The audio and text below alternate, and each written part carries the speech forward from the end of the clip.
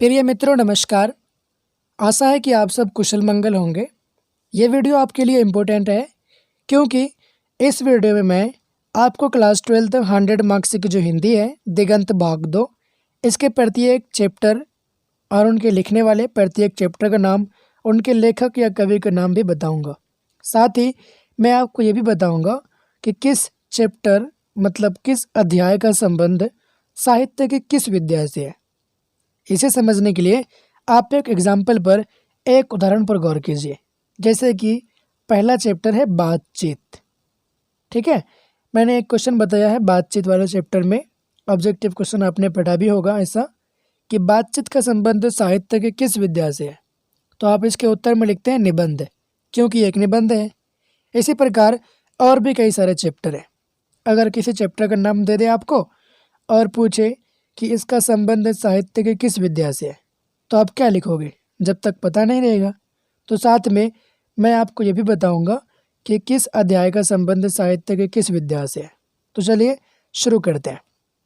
मैंने सिलेबस वाले वीडियो में आपको बताया है कि ये बुक जो है दिगंत मुख्य तौर पर 2 भागों में बटी हुई है। एक है गद्य खंड है जिसमें 13 चैप्टर है, 13 अध्याय, और दूसरा है काव्य खंड है जिनको आप पद्य खंड भी बोल सकते हैं। इसमें भी 13 चैप्टर है। वैसे अगर देखा जाए सही तौर पर तो ये 3 खंडों में बटी हुई है। एक का नाम है परिपूर्ति, लेकिन उससे प्रश्न आपके एग्जाम में नहीं पूछे जाते हैं। ओके, मैंने इन सारी बातों को पहले वाली वीडियो में बता दिया है। चलिए शुरू करते हैं, देखते हैं कि किस चैप्टर के लेखक कौन है और किसका संबंध किससे है। गद्य खंड का पहला चैप्टर है बातचीत। आपने पढ़ा भी है। बातचीत एक निबंध है। बातचीत का संबंध है किससे, तो निबंध से, और इनके लेखक है बालकृष्ण भट्ट। दूसरा चैप्टर है, दूसरा अध्याय उसने कहा था। ये एक कहानी है और इनके लेखक है चंद्रधर शर्मा गुलेरी। तीसरा चैप्टर है संपूर्ण क्रांति। ये एक भाषण है और इनके लिखने वाले हैं जयप्रकाश नारायण। चौथा चैप्टर अर्धनारीश्वर। अर्धनारीश्वर ये भी एक निबंध है और इनके लिखने वाले हैं रामधारी सिंह दिनकर। आपने पढ़ा होगा कि रामधारी सिंह दिनकर को जो है राष्ट्र कवि की उपाधि भी मिली हुई है। ठीक है, ये राष्ट्र कवि कहलाते हैं रामधारी सिंह दिनकर। पांचवा चैप्टर है, पांचवा अध्याय रोज। रोज एक कहानी है। इनके लिखने वाले हैं लेखक सच्चिदानंद हीरानंद वात्स्यायन अज्ञेय। दोबारा इनके नाम को पढ़ता हूँ क्योंकि इनका नाम जो है कुछ अलग टाइप का है, डिफ़िकल्ट है। सच्चिदानंद हीरानंद वात्स्यायन अज्ञेय। ठीक है, अगला चैप्टर है एक लेख और एक पत्र। इनके लेखक हैं भगत सिंह। इनको बताने की ज़रूरत नहीं है कि इसका संबंध किससे है, क्योंकि इसके नाम से ही पता चल जाता है कि इसका संबंध साहित्य के किस विद्या से है। सातवां चैप्टर है ओ सदा नीरा। ये एक यात्रा वृत्तांत है। इनके लेखक है जगदीश चंद्र माथुर। आठवां चैप्टर सिपाही की माँ। ये एक एकांकी है और इनके लेखक है मोहन राकेश। नौवां चैप्टर प्रगति और समाज। ये भी एक निबंध है और उनके लेखक है नामवर सिंह। 10वां चैप्टर, 10वां अध्याय जो है जूठन। ये एक दलित आत्मकथा है, दलित की आत्मकथा है। इनके लेखक है ओम प्रकाश। 11वां चैप्टर है हंसते हुए मेरा अकेलापन। ये एक डायरी है और इनके लेखक है मलयज। 12वां अध्याय है तिरछी।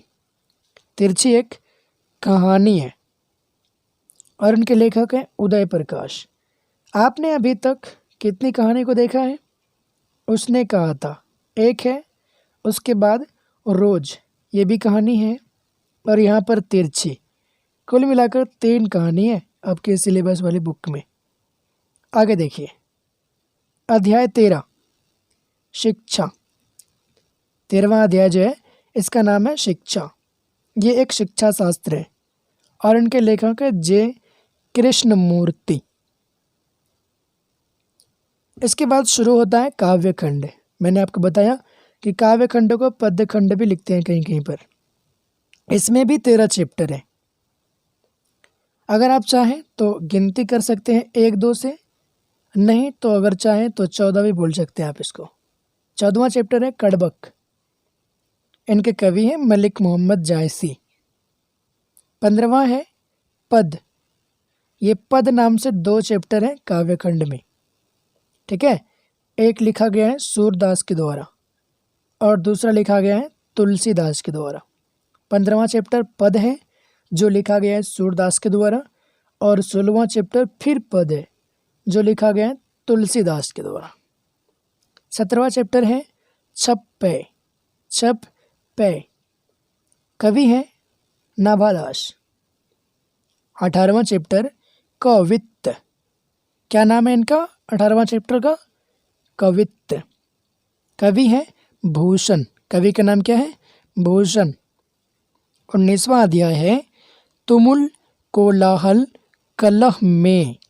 ये नाम है चैप्टर का, तुमुल कोलाहल कलह में, और इनके लिखने वाले हैं जयशंकर प्रसाद, ठीक है। और 20वां चैप्टर है पुत्र वियोग।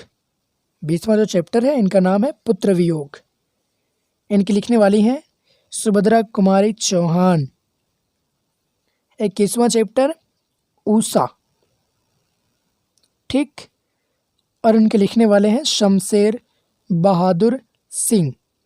22वां चैप्टर है जन जन का चेहरा एक। 22वां चैप्टर जो है इनका नाम है जन जन का चेहरा एक।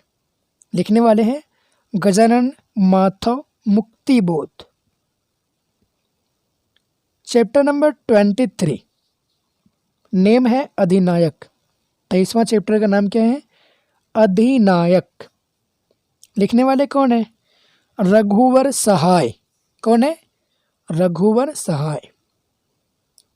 चैप्टर नंबर 24 प्यारे नन्हे बेटे को। प्यारे नन्हे बेटे को कौन लिखे हैं इसको? विनोद कुमार शुक्ल। अगला है हार जीत। किसके द्वारा लिखा गया? अशोक वाजपेयी के द्वारा। और अंतिम में अंत वाला चैप्टर जो है, लास्ट वाला, गांव का घर। आखिरी चैप्टर का नाम क्या है?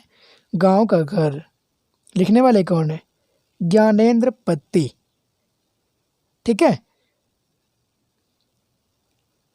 एक बार में अगर आपको सभी लेखक और कवियों का नाम याद हो गया तो काफ़ी अच्छी बात है। अगर याद नहीं हुआ तो आप इसे 2 बार 3 बार देख सकते हैं, और आप हमारे टेलीग्राम चैनल से भी जुड़ सकते हैं। उसका लिंक आपको वीडियो के नीचे डिस्क्रिप्शन में मिल जाएगा, ठीक है। वहाँ पर आपको इसका PDF भी ज़रूर मिलेगा। अगली वीडियो मिलते हैं। Bye bye, take care, see you soon.